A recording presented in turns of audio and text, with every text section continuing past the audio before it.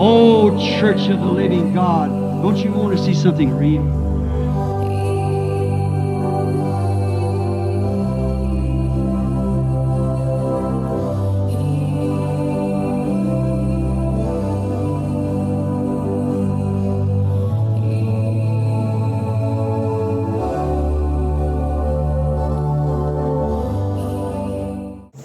Graças a Deus. Vamos aproveitar então um momento especial, já também a atmosfera boa, né? Os louvores. Vamos abrir nossas Bíblias em Apocalipse, né? Onde nós estamos já lendo alguns dias aqui. Apocalipse capítulo 8, e o verso 1.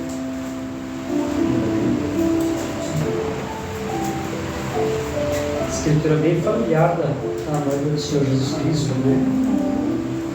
Escrevendo essa mensagem, já são bastante familiarizados. Apocalipse 8, versículo 1. E quando ele abriu o sétimo selo, houve silêncio no céu por quase meia hora. Amém. Senhor Jesus, eu tenho lido a palavra do Senhor nessa noite, que é santa, bendita e pura, Senhor. E sei que ela não está aqui para se misturar por nada, com credo, com pensamento humano, com alguma ideia humana, alguma coisa que seja nossa, mas ela está aqui para ser expressada da maneira que o Senhor tenha colocado. Para que essa palavra pudesse ser expressada da maneira correta, o Senhor nos enviou um profeta. Esse profeta pôde olhar para as Escrituras e pôde então captar a palavra do Senhor e transmiti-la para nós na revelação, e nós poder aqui, Senhor, então como João, se alimentar dessa palavra e podermos profetizar outra vez também para os teus filhos, para a tua igreja. Estamos todos aqui, Senhor, nos alimentando do pão vivo que é a sua palavra. Agora, Senhor, eu te peço, nos ajude, circuncide os meus lábios para poder falar a sua palavra, os ouvidos dos teus filhos para ouvir e os seus corações para receber essa palavra. Esta é a minha oração e meu agradecimento no nome de Jesus. Amém. Vamos assentar, irmãos. Amém. Graças a Deus. Sempre um privilégio muito grande poder estar aqui com os irmãos, né? Nesse momento especial que Deus tem nos dado. E nós começamos falando a respeito desse sétimo selo já há algum tempo atrás. E como não é um estudo assim humano que a gente faz, né? É uma inspiração de Deus. Então eu pensei que a gente ia terminar meio que logo assim a falar sobre o sétimo selo, mas eu percebo que o Espírito Santo vai sempre acrescentando algo, né? Eu saio às vezes do culto, me vem algumas escrituras e aquele pensamento, eu poderia ter falado isso, poderia ter falado esse parágrafo. Aí quem conhece ali meu carro sabe que sempre tem um papelzinho na direção ali, em cima da direção. Eu já pego a caneta e já anoto para não esquecer, né? Porque, como eu disse, é uma inspiração, não é um estudo, né? Então, estamos aqui de novo para comentar a respeito desse sétimo selo. Eu sei que hoje está bastante quente, né? Eu quase não costumo suar, hoje eu estou suando, né? Então está quente mesmo, né? Como dizia o irmão Billy Popper, dando testemunho no Rio de Janeiro, diz, não ligaram os ar-condicionado. Nós estamos sem ar-condicionado aqui, né? Mas eu creio que Deus da mesma forma vai nos abençoar, né? Com calor ou com frio, Deus vai nos abençoar por meio da sua palavra, né? Aleluia. Já tivemos culto em situações bem mais difíceis, né? Agora eu fiz uma vigília com a mocidade lá em Araranguá, num pequeno monte que tem lá na cidade, não é tão alto. Então, porque ele não é tão alto assim, tipo o Ferrabrasa, que nós vimos ele no Ferrabrasa, né? Ferrabrasa, ele já é um cerrado já. Então lá fica frio à noite. Então fica gostoso, fica bom de fazer a vigília, né? Como lá é mais baixo, mais quente, e aí, meu Deus do céu, parecia que os mosquitos tiraram a atenção da vigília, né? Estava todo mundo lá em cima de, bom, não podemos perder, né, para o mosquito, né? Aí digo, vamos combater. O irmão Brano combateu com oração, vamos orar, mas vamos usar um repelente também para ver se a gente espanta eles aqui, né? Aí fiz todo mundo fazer uma fila e fui borrifando repelente de todo mundo para a gente poder ter a vigília, né? Então, condição difícil, adversa, já tivemos bastante, né? E eu me lembro que o pastor Vigílio, quando queria pregar sobre humilhação, ele meio nos ameaçava, lembra, irmã Zorati, que ele dizia assim, ó, uma hora dessa eu fazer o culto dentro desse valão aí, todo mundo entrando no valão. A minha cunhada, a irmã Sandra, disse que orava, Jesus não deixa o pastor Vigílio nunca fazer isso, ela tinha medo de ter que entrar dentro do valão. E é claro que nem ia fazer, né? Aquilo era só uma forma de mostrar para os irmãos que Deus não quer, né? Coisas grandes, finas, né? Deus quer humildade, simplicidade.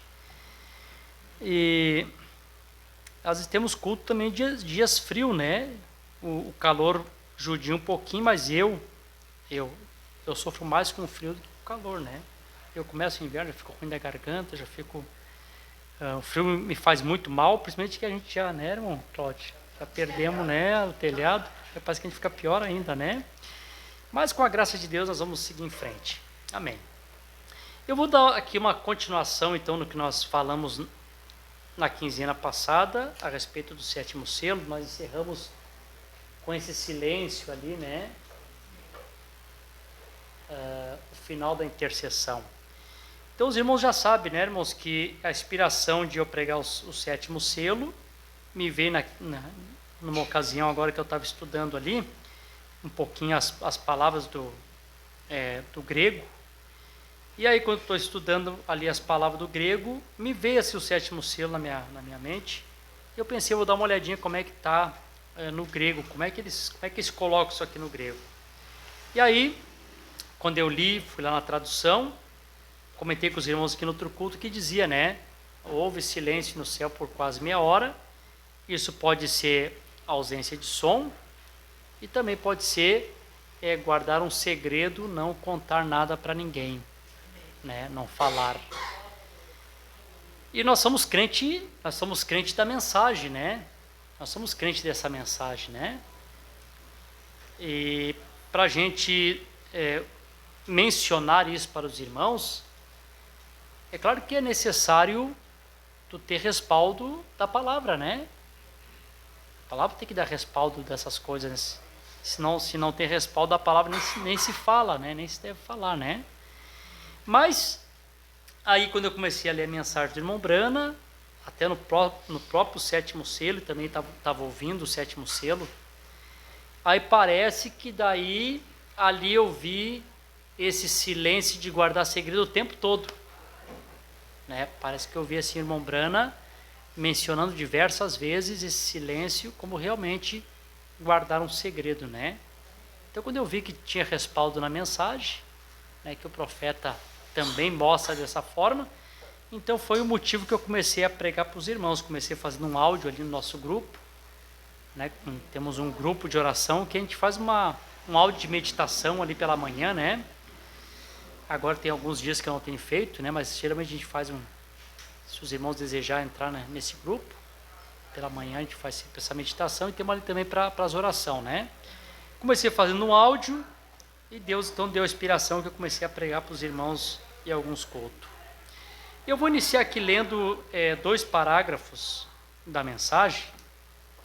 Eu vou começar aqui com o 7º selo e depois vou ler também perguntas e respostas sobre Hebreus, segunda parte. Todos os parágrafos que eu vou ler aqui, eu sei que vocês já conhecem, né? Vocês já ouviram em outras ocasiões, mas aqui só para colocar uma base no que eu quero falar. No parágrafo 77 do 7º selo, o irmão Branham diz assim: agora, o capítulo 8 somente revela a cena do sétimo selo, falando desse sétimo selo, onde nada mais é revelado. Então, aqui só um pensamento, né? Eu entendo que o profeta aqui está mencionando a respeito desse sétimo selo. Ele está dizendo aqui que no capítulo em si, aqui, irmão Cláudio, no capítulo aqui, 8, versículo 1, realmente não tem muita coisa que a gente possa nos basear, porque apenas diz isso, né? E quando se abriu o sétimo selo, houve silêncio no céu por quase meia hora. Então só aparece isso, né? Então parece que o profeta não tem aqui muita coisa em qual ele possa se firmar sobre isso. Então ele está dizendo, né? Esse sétimo selo é apenas uma cena. Aqui os mais antigos, né? Os mais antigos aqui lembram que antigamente, né? Eles passavam novela na parte da tarde na televisão, e quando estava terminando a novela ali, então aparecia pequenas cenas, ele dizia assim, cenas para os próximos capítulos, dizia assim, né? Aí então mostrava um pedacinho de fatos que aconteceria na próxima cena, né? Então, alguns pedaços, né? Para as pessoas mais ou menos terem uma ideia como seria o próximo capítulo, né? Então o irmão Branham está colocando mais ou menos dessa forma, né? Que quando a gente lê aqui o capítulo 8, é uma pequena parte, uma cena do capítulo completo, né? Do acontecimento. Ele diz assim, não é revelado o sétimo selo. Agora não tem nada a ver com o capítulo 7 de Apocalipse. A revelação do sétimo selo é perfeitamente muda. Ele usa essa expressão muda, né? Que entra na parte de ausência de som, mudo, né?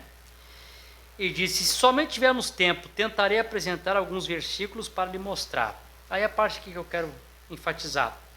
Desde lá de Gênesis, esse sétimo selo é mencionado desde o princípio em Gênesis, esse sétimo selo.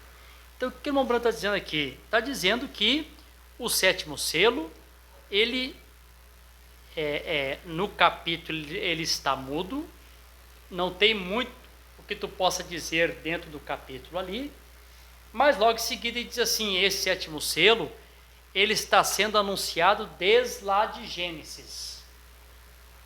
Então qual é o pensamento? Se eu quero captar, se eu quero compreender aonde é que está a revelação do sétimo selo, então eu tenho que acompanhar o irmão Branham voltando ao Velho Testamento e ver onde é que estão os tipos do Velho Testamento. Não é, irmão Cláudio? Onde é que estão os tipos, né? Eu falei ontem para os irmãos lá em Alvorada, disse, irmãos, talvez vocês vão ficar chocados com algo que eu vou dizer para vocês. Eu acho que falei no culto de quarta-feira. Eu disse assim, quando Jesus disse assim, examinar as escrituras, porque pensais que tem nela a vida eterna, são elas que de mim testificam, é claro que Jesus não está se referindo-se ao Novo Testamento. Por quê? Primeiro, o Novo Testamento está claro que está falando de Jesus, né? Os 4 evangelhos é a história de Jesus. Os milagres que ele fez, as maravilhas, como ele pregou, como ele curou, como libertou os oprimidos. Claro que o evangelho está falando isso. E quando os apóstolos, então, vêm escrevendo as cartas, é o Senhor Jesus Cristo mencionado o tempo todo. Então, quando Jesus disse examinar as Escrituras, ele estava mandando ele examinar o Velho Testamento. Em outras palavras, vocês querem saber quem eu sou? É só vocês lerem a Bíblia de vocês. Quando vocês lerem a Bíblia de vocês só me encontrar lá, eu estou lá. Em outras palavras, é só vocês saberem ler com revelação. Se vocês lerem com revelação, eu vou estar em cada versículo, em cada parte do Velho Testamento, vai estar falando a meu respeito lá, se vocês lerem lá. Então, o que Jesus está falando? Eu, irmão Cláudio, não tenho toda essa habilidade para ler todo o Velho Testamento e ver Jesus em tudo. Mas é falta de habilidade minha, não que ele não esteja, irmão Edgar. Claro que o irmão Branham, sendo profeta, ele conseguia olhar para o Velho Testamento, ele conseguia ver Jesus o tempo todo, né? Ele conseguia ver Cristo em todos os tipos, tá? E a gente sabe que, só antes de eu ler aqui outro parágrafo aqui, só para dizer isso aqui para os irmãos, a gente sabe que o Velho Testamento para nós hoje, está valendo aqui agora em Colossenses, né? O Velho Testamento para nós ele é sombras, tipos e figura, né? E como eu falei para os irmãos também quarta-feira no culto, olha irmãos, os tipos do Velho Testamento é o seguinte, eles podem tipificar muitas coisas, os tipos. Eu citei, Noé, irmão Branco tipificou Noé já com a noiva, já viram irmão Branco tipificar Noé com a noiva? Por que já viram irmão Branco tipificar Noé com a noiva? Já viram, irmão Diego? Já viram, irmão Cláudio? E naquela referência de antes de cair a primeira gota de chuva, eles já estavam dentro da arca, antes de a primeira bomba cair, já estavam no arrebatamento. Então, irmão Branco tipificou Noé também com a noiva. E dizer para os irmãos, deixar isso aqui claro, porque às vezes a gente vai pregando os tipos, e talvez a gente não se explica bem, talvez fica na mente das pessoas. Noé não era a virginécia. Não era um tipo da virginécia. Quando Noé ressuscitar, o irmão Edgar não vem como virginécia, ele vem como santo do Velho Testamento. Na verdade está lá só no tipo, tipificando as virginécias.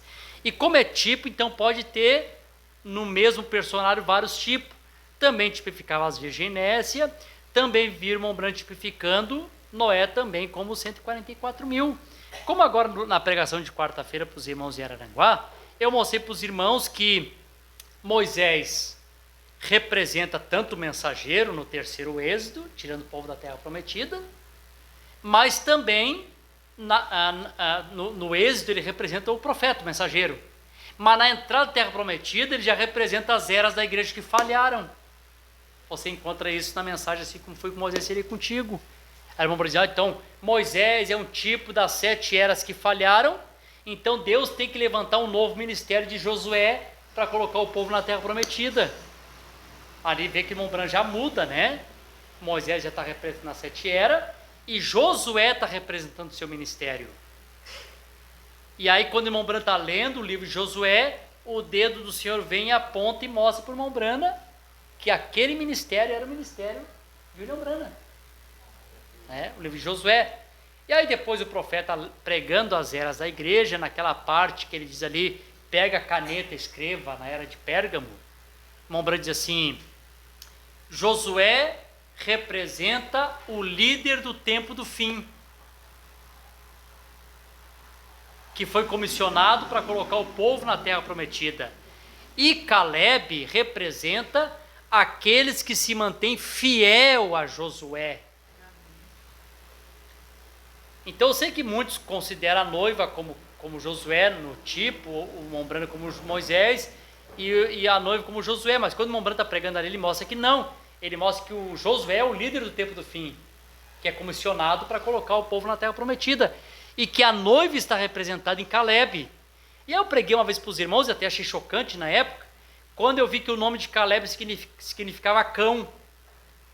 Claro, mas aí como o Espírito Santo está na cena, né?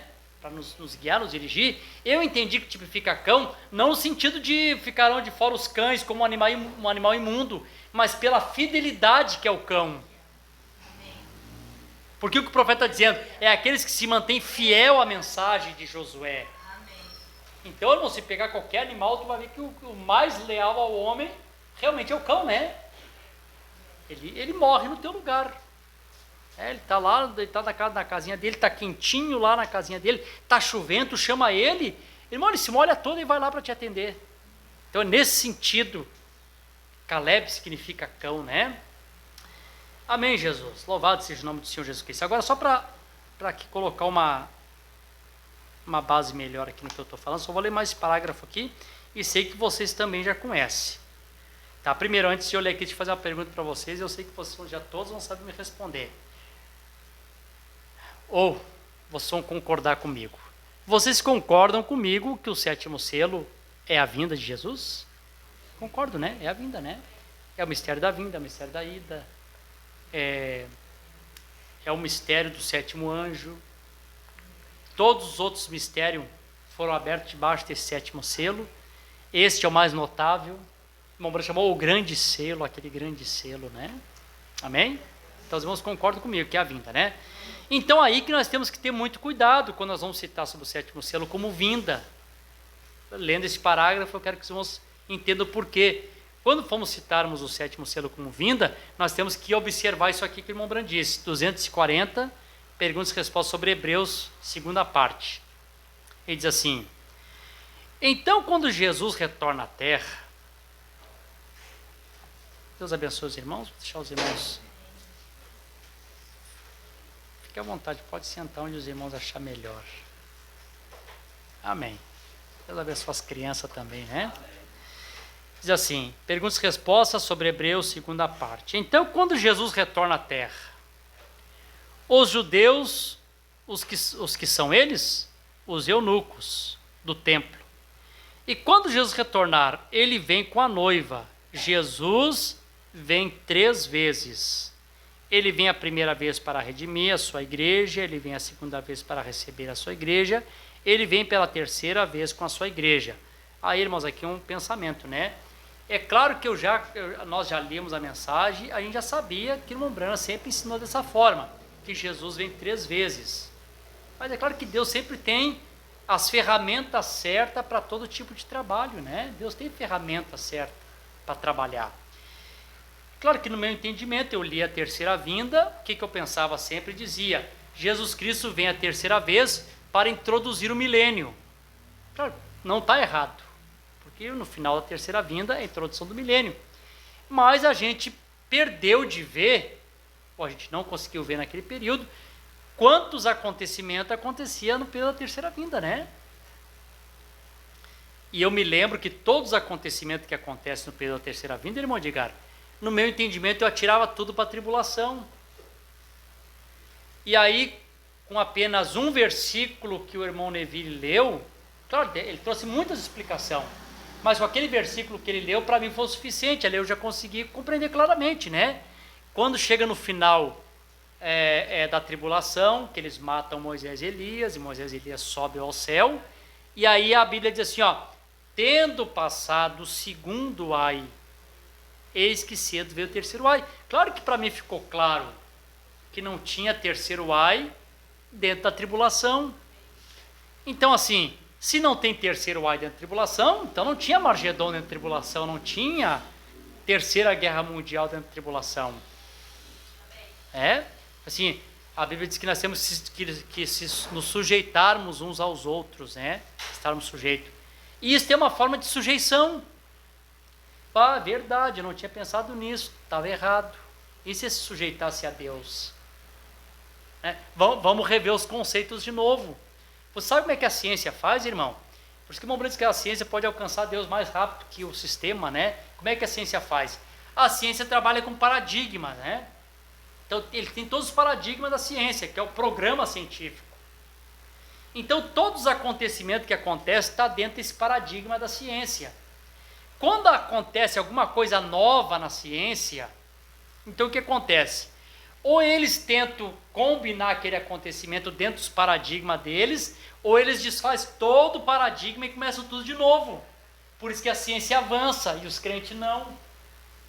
Porque nós temos nossos paradigmas, nosso programa, e a gente não quer se sujeitar à evolução da palavra, Deus se evoluindo. A gente não quer fazer isso aí.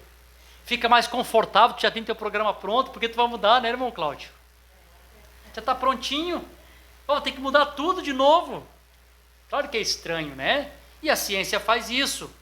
Por exemplo, a figura, assim, a figura que o Einstein tinha como modelo dele era Isaac Newton, né? O Isaac Newton está sentado debaixo do pé de macieira, caiu uma maçã na cabeça dele. Como é que isso aqui caiu? Rapaz, tem uma força que puxa as coisas para baixo, eu vou chamar isso da lei da gravidade. E a ciência ficou um tempo, né, acreditando que a lei da gravidade era uma força que puxava as coisas para baixo. E aí, quando chega o tempo que o discípulo tem que superar o professor, é bravo, né? Aí daqui a pouquinho o Einstein faz uma descoberta, digo, rapaz, o meu ídolo, né, estava errado. Com toda a reverência que ele tinha aquele homem, não existe uma força que puxa as coisas para baixo.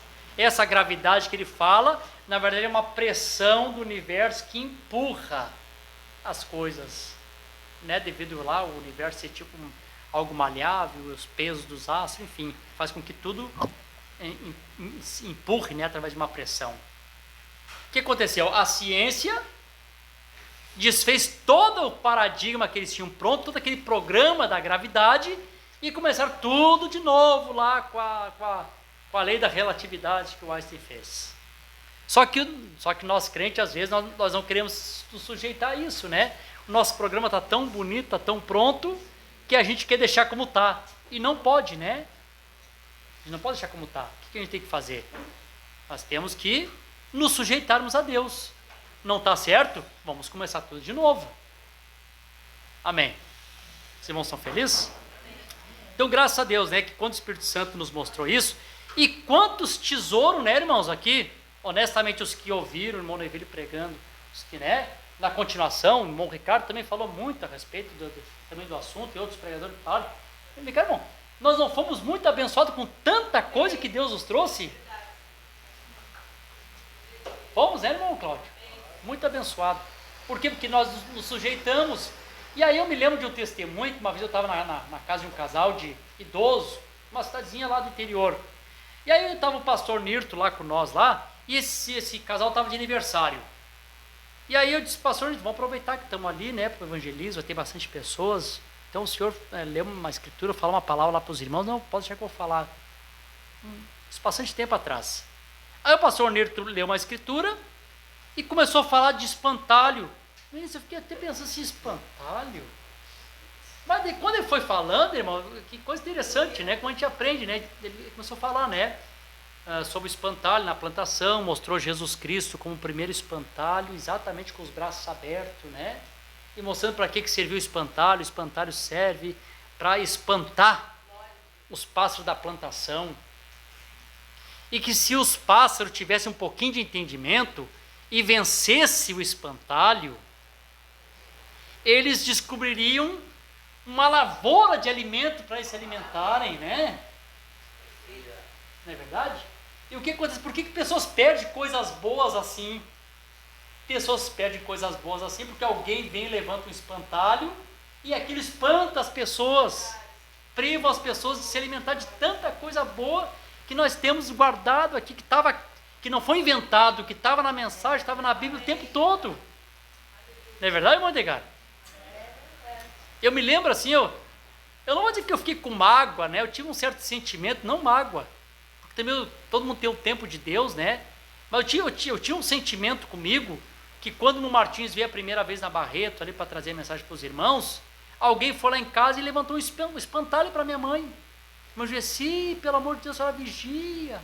Está vindo um estrangeiro aí que vai colocar o pastor Gil no banco e tá. Ficamos tudo com medo, eriçado. Eu tinha 14 anos nessa época.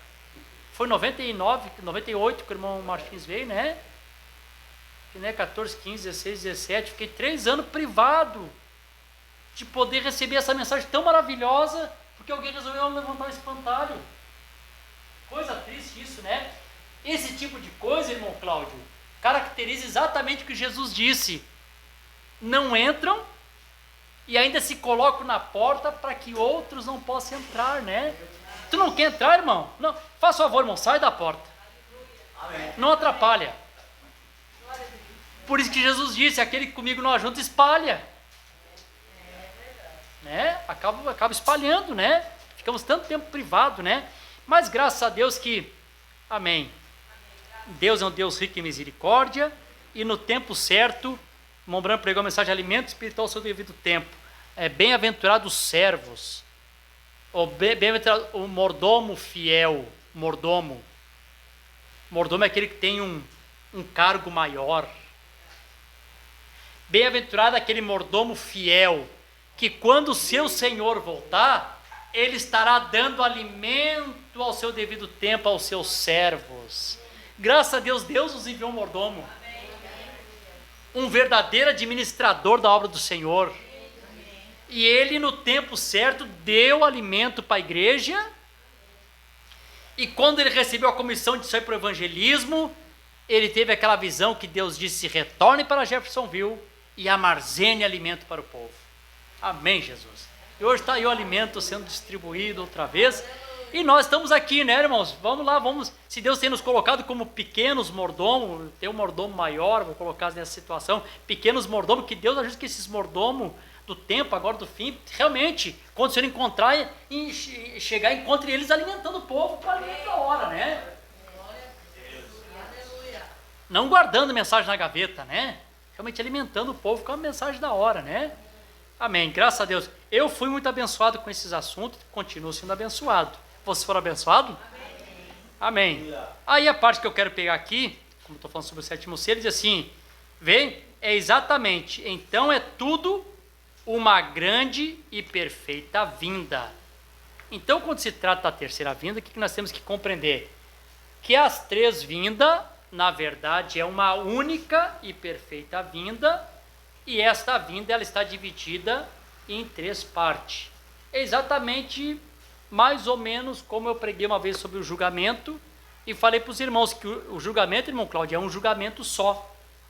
Só que esse julgamento ele também está dividido em parte, né? Vocês sabiam que hoje, aqui, agora, nesse momento, estamos em um tribunal? Isso aqui é um tribunal de Deus? Estamos sendo julgados pela palavra. A palavra está julgando. Só que esse julgamento é um julgamento com misericórdia. Né? Quando Deus nos julga, nós nos examinamos a nós mesmos, irmão Edgar, com a palavra da ceia. Então, ao nos examinar, nós corrigimos, aí nós não somos condenados com o mundo, estamos em um tribunal aqui. A terceira vinda também é um tribunal, é um julgamento. É o julgamento das nações, é a recompensa das virgens nécia, então ali também vai ter um julgamento. Claro, que eu também compreendo que também na terceira vinda, também tem misericórdia. Por que tem misericórdia na terceira vinda? Porque ali, pessoas das nações vão ter oportunidade de poder entrar para conhecer o Senhor no período do milênio. E quando chega lá no final, no trono branco, embora sim representa o trono branco, é claro que coloca medo em qualquer um, trono branco, ninguém quer encarar Deus como juiz, né? Eu quero ele como meu advogado, né? Eu não quero encarar Deus como juiz. Vocês lembram daquela história que o Mombrana conta? Aquela carroça saiu correndo. E a carroça saiu correndo e a mulher desesperada gritando, meu bebê está na carroça, meu bebê está na carroça. E lá na frente o precipício, né? Que ele montou no cavalo e saiu atrás. Saiu atrás, conseguiu pular em cima dos cavalos, puxou as rédeas, quase no finalzinho, já perto de cair no precipício, o homem salvou aquela criança. Passou o tempo. Aquela criança cresceu, ficou meio um guri rebelde, e se inclinou para a parte de bebedice, de droga, virou um marginal. Acabou matando um homem. Foi para o tribunal. Chegou no tribunal, a sentença dele era a morte, né? Foi num dos estados dos Estados Unidos que era a pena de morte. E aí, quando aquele menino viu quem era o juiz, se levantou no tribunal, quais são as suas últimas palavras? Seu juiz, pelo amor de Deus, seu juiz. Um dia eu era criança, eu estava na carroça, e o senhor foi com o seu cavalo atrás de mim, e o senhor me salvou de eu morrer. Me salva mais uma vez. O José se levantou, rapaz, eu para ti. Aquela vez eu fui teu salvador. Hoje eu sou teu juiz te condenando. É claro que a gente... Deus ajude, né, Mondigar? Então lá ele foi lá foi diferente, né? Eu estava como juiz, né, naquela ocasião.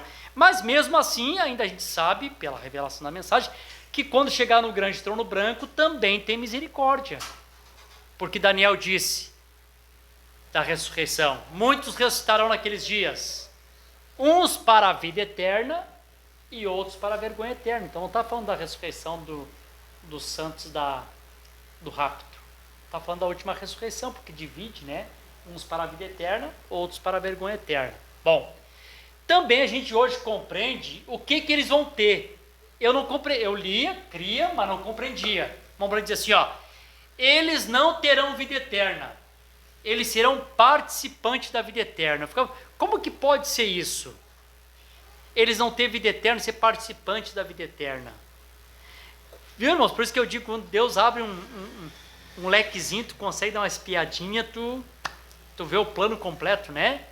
Quando nós compreendemos em que estado está Moisés e Elias, digamos, irmão Cláudio, que nunca eles retornem outra vez, digamos assim, que eles fiquem para sempre na sétima dimensão, eles nunca morrerão, embora não estão no corpo glorificado, porque estão sendo participantes da vida eterna da sétima dimensão.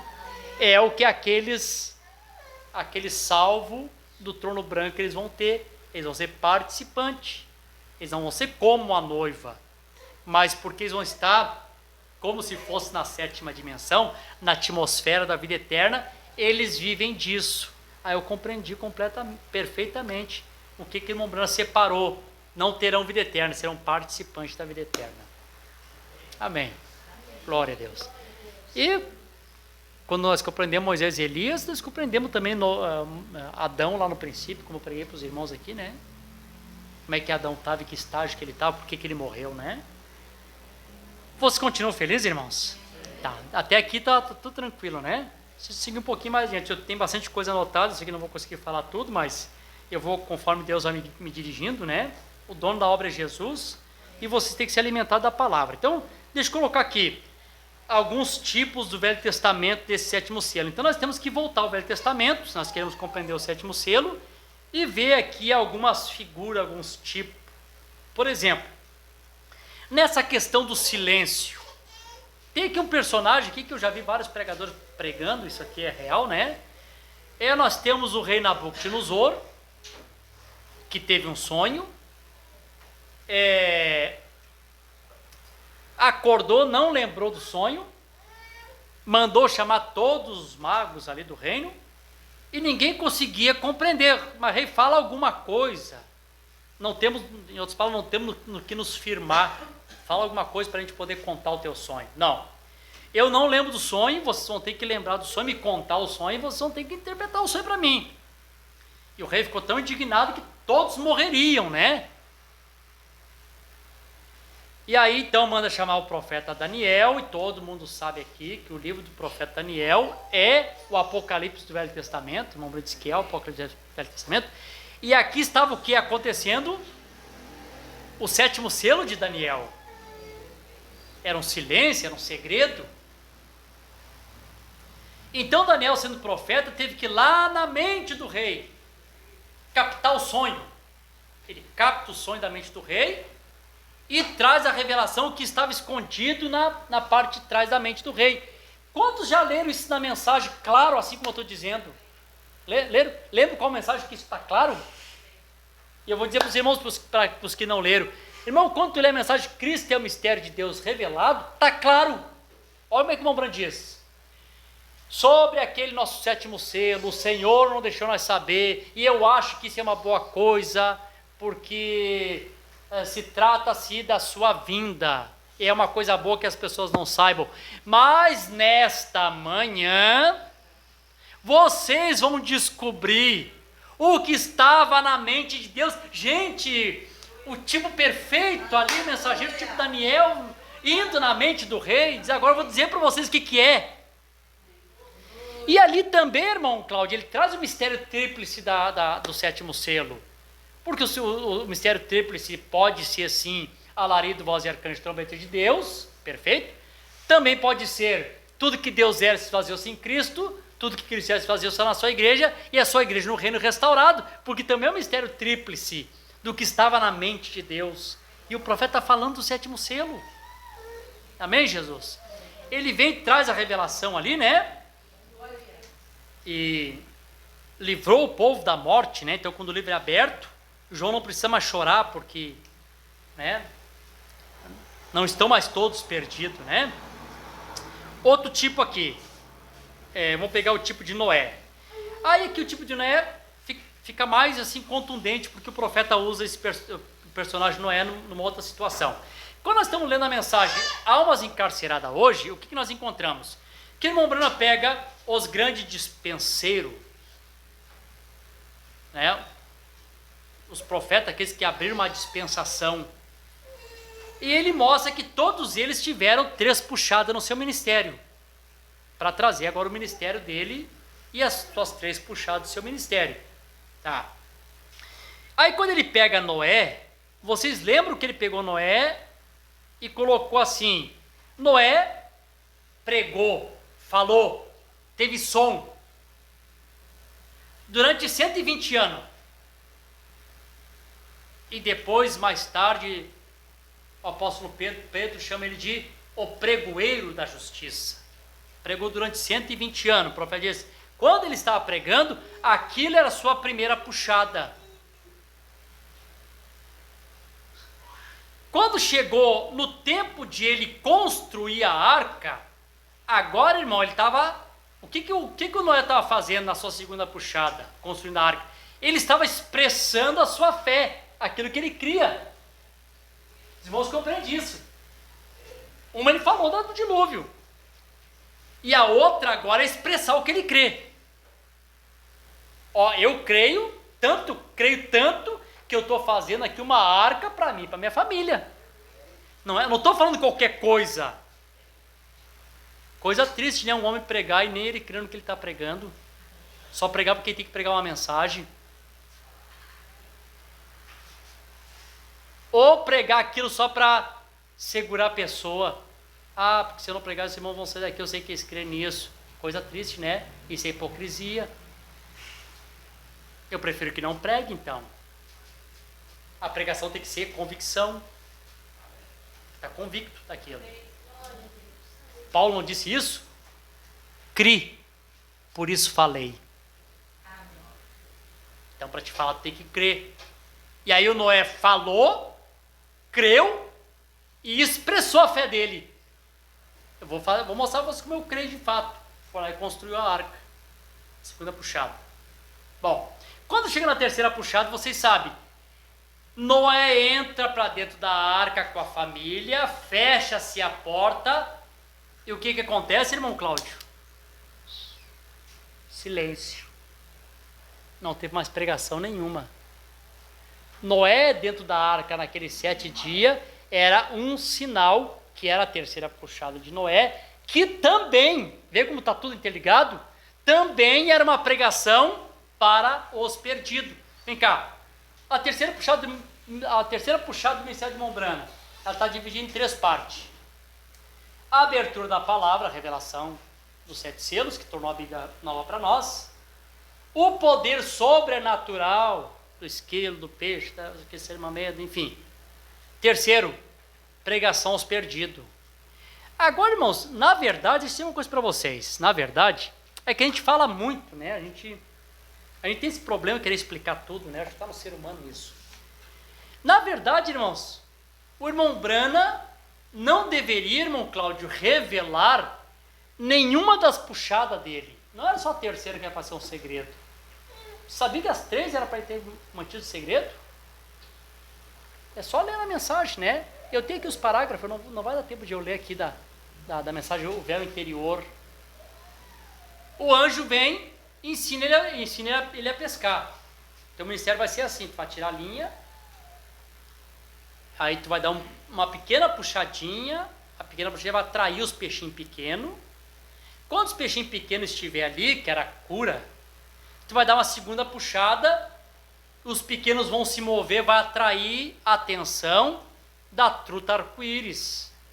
E aqui na mensagem, aqui a visão do anjo, ele fala claramente que é a truta arco-íris. E a gente sabe que a truta arco-íris tem um significado. O irmão Brando diz que as cores do arco-íris representam as 7 eras da igreja. Por isso que tinha que ser uma truta arco-íris na pescaria, né? Era um tipo da noiva já ali, que ela é pescada pela terceira puxada. Não foi as curas do irmão Brana que te trouxe, irmão.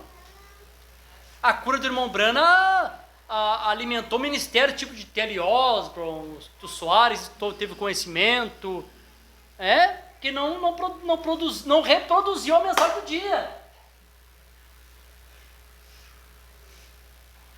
O que nos puxou para fora foi a revelação da palavra. E eu tenho certeza que vocês aqui sentados, se vocês nunca fossem curados na vida, vocês continuariam crendo em Deus. Porque, irmão, tu é uma truta arco-íris. Tu é tirado das águas do mundo pela terceira puxada. A palavra revelada para ti. Isso que nos puxa para fora, né? Seja das águas do mundanismo e das águas do sistema, né? É o que nos puxa para fora. Mas aí o anjo diz, não conta, você pode ler, não conta nada. Tá? Mombrana está pescando, na visão. E aí começa aquele monte de ministros pescando. Aí começa a bajulação. Irmão, o espírito de bajulação é um perigo, irmão. Perigo o espírito de bajulação. Eu vi homens que eram simples, perder a simplicidade porque o povo bajulou eles. Foi inchando, né? Foram ficando inchado com a bajulação. Daqui a pouquinho ficaram inacessível. O povo não consegue mais ter acesso a eles, de tão grande que são. Principalmente aquele povinho mais, tipo nós assim, né? Com pouco dinheiro, né? Ou nossas pessoas, vamos perdoar-se, mais medíocres, né? Esse não tem acesso mesmo. Ele fica inacessível. E aí tu vai falar com eles, não, mas o irmão Brana, irmão, ministério de profeta é diferente de ministério pastoral. Ministério de profeta é aquilo mesmo, entregar o recado e sair do meio do povo. Trabalho pastoral, procure saber o estado do teu rebanho. Coloque o teu coração sobre as tuas ovelhas. É o que está escrito em Provérbios, não é? Não quer ter acesso às pessoas, tem problema em ter acesso a pessoas, não seja pastor, faz qualquer outra coisa. É? Ou o que é? A pastora é só a glória do púlpito? Não, senhor, deixa isso para os ministros, né? O pastor está no meio do rebanho. Mas o problema é que a bajulação, né? Claro que Mombrana, ele conta esse testemunho do seu fracasso. Porque Mombrana era um profeta das Escrituras. E nenhum fracasso dos profetas das Escrituras foi tirado, irmão. Todos são registrados, Mombrana também registrou o fracasso dele. E aí eles começaram a me falar, eu sei pescar. Eu faço assim, eu faço assado. Começou a ensinar. Minha mão vibra, muda de cor, eu pego na mão da pessoa, acontece assim. O que começou a trazer? Vamos lá, vou ver se eu consigo falar a palavra aqui. Misticismo, é isso, né? É isso aí, uma coisa mística. Deus não queria que as pessoas recebessem a mensagem como uma coisa mística, mãos vibrando. Isso era uma coisa para o profeta. Claro, tem personificador. O que Deus queria? Irmão, o Evangelho de Jesus Cristo é baseado na fé, irmão Edgar. Claro que lá no início nos encantou também essas coisas, né? Ou a mão do irmão Brano. Hoje, minha mente é um pouquinho diferente. Irmão, a obra de Deus é obra de fé. Tanto que isso era para ele guardar um segredo. Isso é para ti saber. Não para estar contando para os outros. Amém. Era um segredo dele. E aí as pessoas vinham através de coisas místicas. Tem um homem que a mão dele troca de cor. Não era fé, irmão Cláudio. E o anjo disse, faça com que o povo creia. O anjo reprovava aquela fila que o Mombrana fazia de oração, para saber orando, não faz. Não, prega, faz eles crerem na palavra. A segunda puxada foi a mesma coisa. Aí quando foi a terceira, o Mombrana entendeu, né? Aí veio essas visões tudo. Entendeu? Não pode, não faz diferente. Não é assim. Vocês estão felizes? Pai, uma hora está passando rápido. Você pega aqui mais um personagem. Você consegue compreender aqui perfeito, né? O sétimo selo silencioso nesses 7 dias da arca, né? Não houve nada, não houve uma pregação, não houve nada. Não aconteceu nada. Não tem nenhum registro na Bíblia comentando o que aconteceu durante 7 dias, né? Eles entram na arca, né? Agora, irmãos, esse tipo aqui, claro que eu sei que você vai pegar esse tipo, mas é o tipo, né? Não estou falando da pessoa, é o tipo. Vou pegar aqui o Sansão. Eu sempre, na minha mente carnal, humana, eu sempre tinha assim, uma bronca com o Sansão, né? Mas ele aparece na galeria dos heróis da fé, não aparece? Paulo fala dele, né? E não fala da coisa ruim dele, né? Fala as coisas boas, né? Mas eu sempre tinha, assim, a mente carnal, um pouco de... a cabeça de Sansão, né? Com tanta menina judia, foi lá pegar uma filisteia, né? Pensamento, né? E era super errado ali para Israel, né? Casar fora da nação, né? Mas o que acontece? O Sansão tipificava também a Cristo, contrariando todo o costume judaico e tomando uma esposa dentre os gentios para o seu nome. Então, até os erros deles ali tinham um significado, um tipo. Deus tinha que mostrar algo, né? Os pais não entendiam, os ortodoxos judeus não entendiam. A igreja primitiva custou a compreender quando o evangelho se voltou aos gentios. Preguei no outro culto aqui, fizeram reunião para saber o que Paulo está fazendo pregando para os gentios. Mas eles não sabiam que o nosso Sansão já estava apaixonado, né, por uma gentia. Que encantou os olhos de Sansão, uma gentia. Amém, Jesus? Bom, e aí o quadro de Sansão.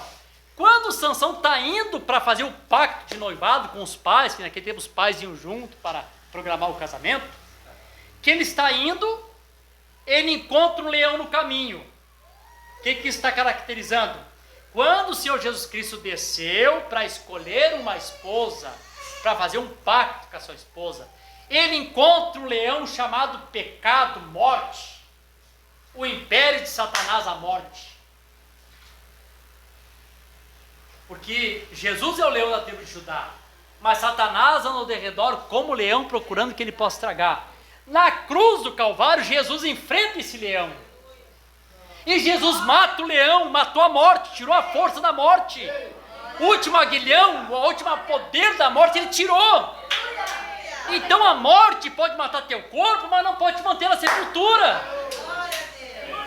Aleluia! E a morte hoje só pode fazer tu trocar o teu lugar de morada. Ela perdeu a sua força, aquele império da morte que Satanás tinha, o mato está sob meu controle. Acabou! O Senhor vem, vence a morte e matou a morte. Na sua primeira vinda, quando ele vai visitar sua esposa. Amém. Glória a Deus. Quando ele vai da segunda vez, descendo da sua segunda vinda, gente, isso é claro. Aleluia. Ele encontra aquele mesmo leão morto, e ali tem um favo de mel dentro daquele leão. E ele pega aquele favo de mel, come aquele favo de mel, e chega e traz o seu sétimo selo. É o seguinte, gente, eu tenho um enigma aqui para vocês. E ele conta o enigma. E a única que sabia do enigma contado pela boca de Sansão era a sua esposa. Ele contou para ela. O que ele está fazendo? Revelando o seu sétimo selo. Amém. Vocês estão felizes? E é claro, descer aqui um pouco, ser um pouquinho rudimentar, né? Descer um pouquinho do rudimentar. Tem outra coisa interessante que eu quero que vocês pensem nisso. Tem dois pequenos rudimentos importantíssimos debaixo do sétimo selo. Uma vez eu preguei isso aqui em Canoas, muito tempo atrás, eu preguei aqui em Canoas, aqui, em Mandegar. O que vocês sabem? Eu vou perguntar, mas eu sei que vocês sabem. O que representa o mel? Hã? Pela mensagem. Hã? Vou lembrar um testemunho para vocês. Lembra daquela caixa de pedra? A água era a palavra que limpava, mas a água corria de novo, faltava alguma coisa. Hã? O amor. O mel representava o amor de Deus ser derramado na caixa para betumar, e aí a água entrava e não saía mais. Lembra disso? Testemunho? Aquela irmã teve um sonho. Irmão Branco tinha um sonho que tinha uma caixa no alto lá de pedra, e vinha a água, entrava e tirava toda a sujeira para fora, mas logo ela esvaziava de novo. Daí o irmão Branco chegou para ela no sonho e disse: irmã, coloca mel. Quando ela colocou mel dentro da caixa, o mel betumou as frisuras da caixa. Aí quando veio a água, limpou, a água permaneceu dentro da caixa. O irmão Branco disse para a irmã: a caixa é a sua confissão, a senhora, a pedra, né? A sua confissão. A água é a palavra que vem para limpar a sujeira. Mas se não tiver o amor de Deus, irmão, ninguém retém as águas da palavra. qualquer outro tipo de sentimento, bronca, mágoa, raiva de amargura, implicância, ninguém vai reter, irmão. Ninguém vai reter a palavra da situação. Aleluia. Porque a água é o Espírito Santo, é a palavra. O Espírito Santo não é compatível a esse tipo de sentimento. O Espírito Santo é compatível ao amor perfeito de Deus. Glória a Deus. Aleluia. Louvado seja o nome do Senhor Jesus Cristo. Outro pontinho. Quando o irmão Branham fala a respeito do poder sobrenatural, que é sétimo selo também, da criação dos esquilos. Vocês aí me lembrem. Qual é a escritura que o irmão Branham estava pensando? São Marcos 11, 23. Que se tu crer de todo teu coração e não duvidar, tu tiver fé, tu pode pedir que essa montanha saia daqui e se coloque do outro lado. Era nisso que o irmão estava pensando. E nessa mesma escritura, mais para baixo, diz assim, ó. E todas as vezes que tu orar, se tu te lembrar que teu irmão tem alguma coisa contra ti, perdoa-o. Já na 70 vezes 7. Já é sempre que tu orar. Então temos duas coisinhas aqui, irmão Delegado, debaixo do sétimo selo. Amor e perdão. Amém. Sem essas duas coisinhas, ninguém estará no sétimo selo. Só saberemos do sétimo selo e não estaremos no sétimo selo. Compreenderemos o sétimo selo e não teremos o sétimo selo. E eu preguei agora há pouco tempo uma mensagem. É saber ou ter? É ter, né? Amém. Deus está nos ensinando, mas nós queremos ter, né, irmão Cláudio? Amém. Então não se esqueçam disso. Vocês estão felizes? Amém. Olha como esse Sansão aqui, com toda a tortura dele, que representação, né? Aleluia, ele vem. Irmão, a hora está bem adiantada. Eu vou ler uns tipos no Novo Testamento aqui, e nós vamos ter outras quinzenas. Se não tiver, depois lá na ceia, lá algumas coisas vão acontecer por lá, que não souber aqui, vão saber lá, né? Amen. São Lucas, capítulo 1, e versículo 8 em diante. Deixa eu dizer outra coisa para os irmãos. É São Lucas, capítulo 1, do 8 em diante. Deixa eu dizer outra coisa para os irmãos. Outra coisa que na leitura aqui nós temos que compreender. Não, tu tem que compreender uma coisa, que o ministério do mensageiro faz parte desse sétimo selo. Ministério? Por isso, irmão, que as pessoas dizem, o mundo denominacional, mas que eu lembrando que eu não ouvi falar dele. É um dos tropeços. As pessoas tropeçam porque nunca ouviram falar de William Branham. Não está na Bíblia o nome desse homem. Porque o ministério do sétimo anjo também torna-se um segredo, um silêncio. Cláudio? Olha aqui como é. Aconteceu que enquanto ele exercia o sacerdócio, Zacarias, né, o pai do João Batista, perante Deus, na ordem da sua turma, segundo o costume do sacerdócio, coube-lhe por sorte queimar incenso e entrar no templo do Senhor. E toda a multidão do povo estava orando lá de fora, à hora do incenso. E ali lhe apareceu um anjo do Senhor em pé, à direita do altar do incenso. Quando Zacarias ouviu, ficou perturbado, e o medo caiu sobre ele. Mas o anjo lhe disse, não temas, Zacarias, porque a tua oração foi ouvida, a tua esposa Elizabeth te dará um filho, e tu chamarás o seu nome de João. E tu terás alegria e regozijo, e muitos se alegrarão com o seu nascimento, porque ele será grande à vista do Senhor, e ele não beberá vinho nem bebida forte, e ele será cheio do Espírito Santo já desde o ventre da sua mãe. E converterá muitos dos filhos de Israel ao Senhor seu Deus, e irá diante dele no espírito e no poder de Elias para converter o coração dos pais aos filhos, dos desobedientes à prudência, dos justos, a fim de se tornar pronto um povo preparado para o Senhor. E Zacarias disse ao anjo, como eu saberei isto, porque eu sou um homem velho e minha esposa avançada de idade? E respondendo o anjo disse, eu sou Gabriel, o anjo de Deus, não visto por 2000 anos, glória a Deus, que permaneça na presença de Deus, e sou enviado para te falar e para mostrar estas alegrias de notícias.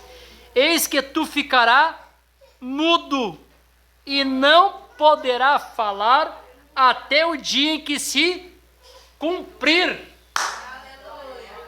Sétimo selo perfeito, irmão, na vida do mensageiro da primeira vinda. Não vai dizer nada. Vai ficar mudo. Só vai conseguir falar quando se cumprir.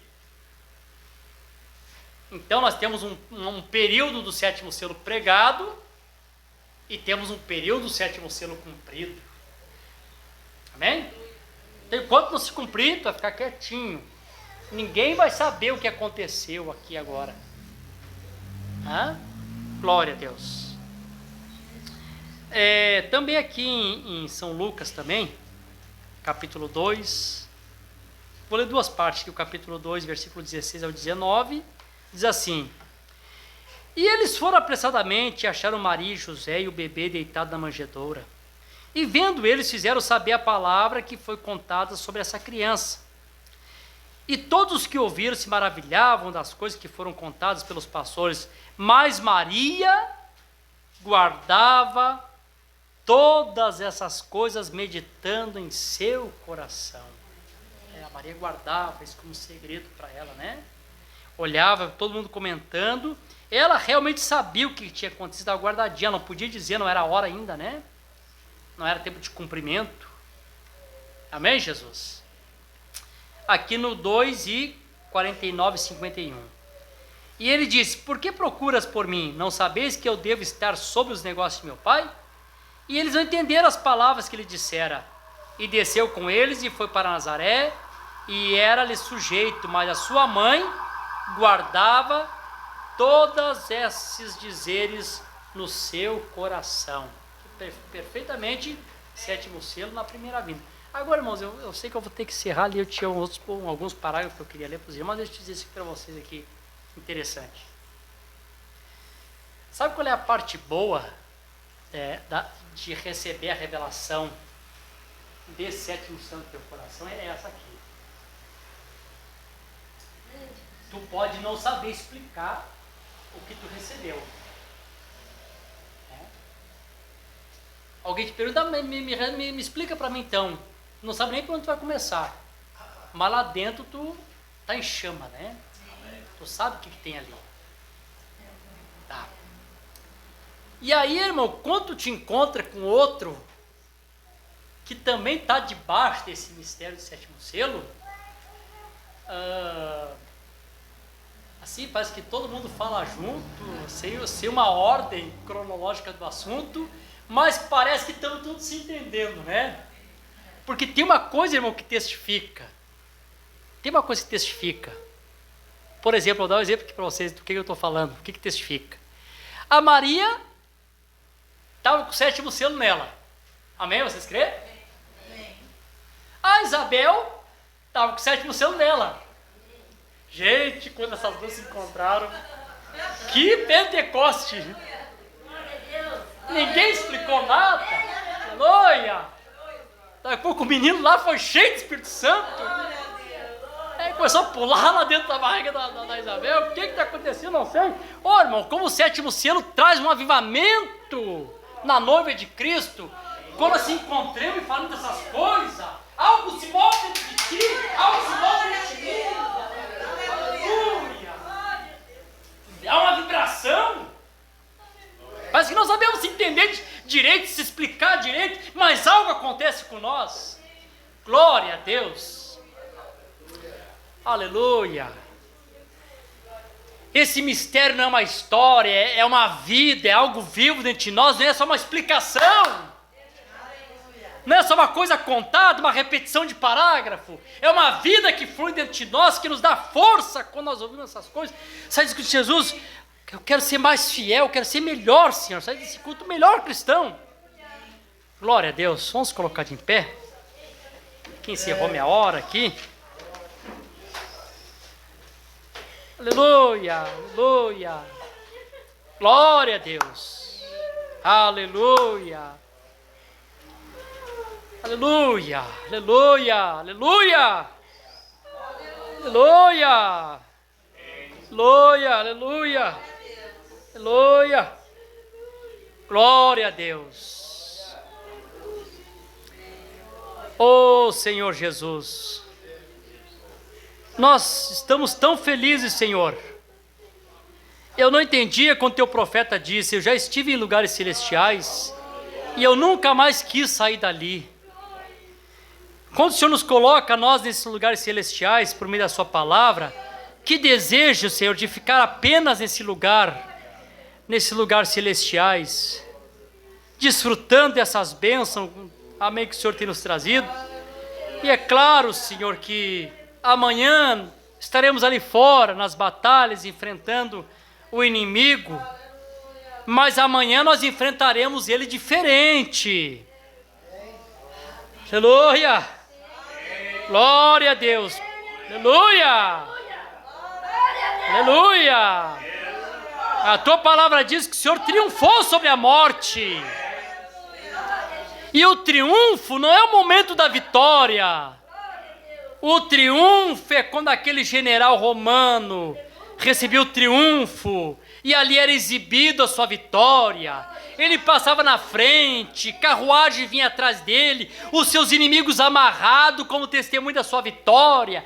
O Senhor triunfou sobre a morte. A morte tornou-se uma escrava para o teu povo. Aleluia! E o Senhor passa diante de nós triunfante, como poderoso conquistador, carruagens da eternidade lhe acompanhando, os seus inimigos todos debaixo dos seus pés. Oh, glória a Deus, aleluia! E essa igreja hoje em batalha, Senhor, está se encaminhando para o seu triunfo também. E quando terminar o seu triunfo, aleluia, ela reinará para sempre, colocará os seus pés sobre os reis da terra. Oh, glória a Deus. Nos despede desse momento, Senhor, mas nunca da tua presença. E que esse sétimo selo seja essa vida de Cristo em nossos corações. Amém, aleluia, como uma chama que arde. Obrigado por cada irmão que veio, Senhor. Cada um que veio movido pelo Teu Espírito Santo. E eles não foram frustrados. Aqui havia uma mesa posta para nós. E o Senhor nos alimentou. Aleluia, com o pão da vida que é a Tua palavra. No nome de Jesus Cristo, Pai, eu oro e te agradeço. Amém. Deus abençoe. Amém. Até daqui a 15 dias, se Jesus tardar em vir. Os irmãos podem sair na ordem. Se cumprimente ali fora, ali, saúde.